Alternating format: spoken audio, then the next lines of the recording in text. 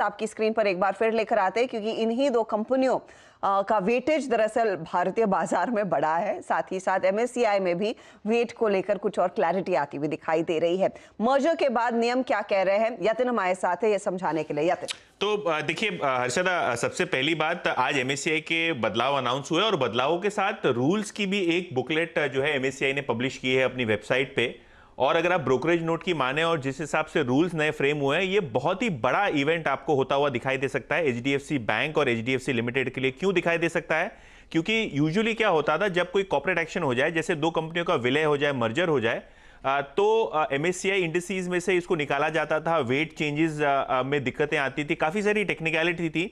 लेकिन आज जो रूल बुक एमएससीआई ने पब्लिश की है, उसके हिसाब से एचडीएफसी और एचडीएफसी बैंक की अगर हम बात करें तो जो करंट वेटेज है उससे दुगने से भी ज्यादा वेटेज आपको बनता हुआ दिखाई देगा। अभी लगभग 6% से नीचे एचडीएफसी और एचडीएफसी बैंक का वेटेज है एमएससीआई ग्लोबल इंडेक्स में, और ये वेट 13% हो जाएगा मर्जर के बाद। क्योंकि जो फ्री फ्लोट फैक्टर जो कैलकुलेशन पहले किया जाता था वो 0.5 के हिसाब से किया जाता था, अब वो फ्री फ्लोट फैक्टर 1 हो जाएगा।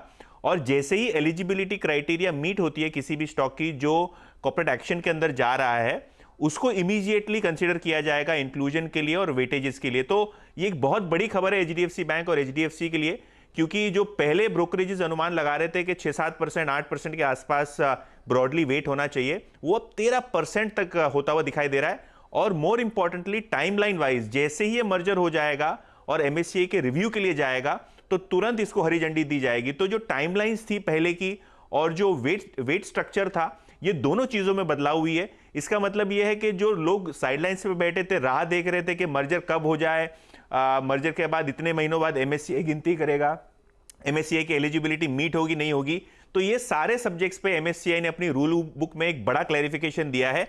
और ये इमीडिएट ट्रिगर आपको एचडीएफसी और एचडीएफसी बैंक में बनता हुआ दिखाई देगा एमएससीआई का।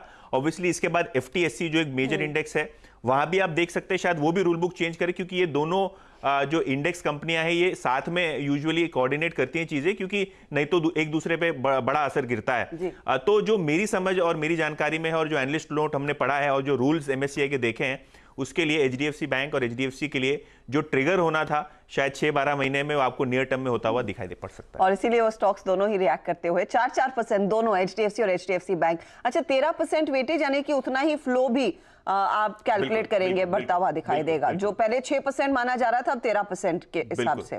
तो उसके मद्देनजर दरअसल स्टॉक में और बड़ी तेजी आने की गुंजाइश जरूर है। शुक्रिया यातिन, एक बड़ी खबर आपने दी और दोनों स्टॉक्स इनफैक्ट स्क्रीन पर रखिएगा क्योंकि यहीं पर वो बड़ा मूव आ रहा है।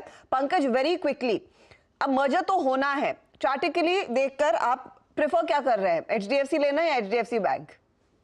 अभी जब आपकी बात चल रही थी उसी दौरान मैंने दोनों चार्ट्स देख लिए थे और मेरा ज्यादा कन्विक्शन लग रहा है एचडीएफसी बैंक के ऊपर, क्योंकि ये बैंक निफ्टी के ऊपर भी काफी ज्यादा, सबसे ज्यादा वेटेज रखने वाला एचडीएफसी बैंक ही है।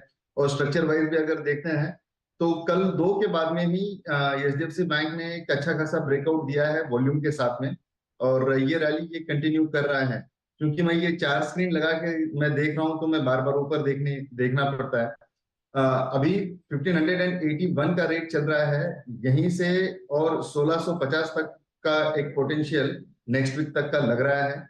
डेफिनेटली चार्ट्स के ऊपर की अगर बात करेंगे तो एचडीएफसी बैंक ये एचडीएफसी से ज्यादा प्रेफरेबल रहेगा। बैंक दिखाइएगा क्योंकि वहां पर 1600 के ऊपर के टारगेट्स आ रहे हैं। 2600 का स्तर तो एचडीएफसी में आया है, लेकिन 1600 के बियॉन्ड जाने की पूरी गुंजाइश यहां पर बढ़ती हुई दोनों ही स्टॉक्स